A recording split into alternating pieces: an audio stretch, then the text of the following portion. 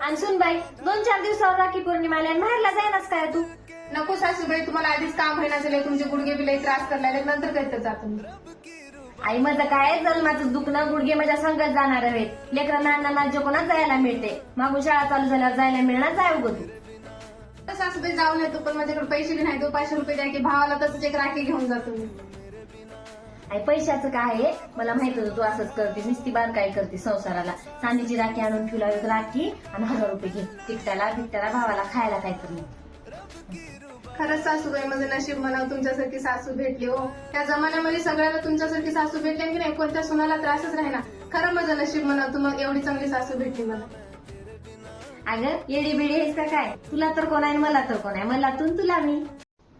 ए सुनबाई, उठ 12 वाजल्या, डोसक्यावर सूर्य आलाय. मला हे स्वप्न होतं होय, मला वाटलंच होतं थोडी एवढं गोड कसं बोलायला म्हणून.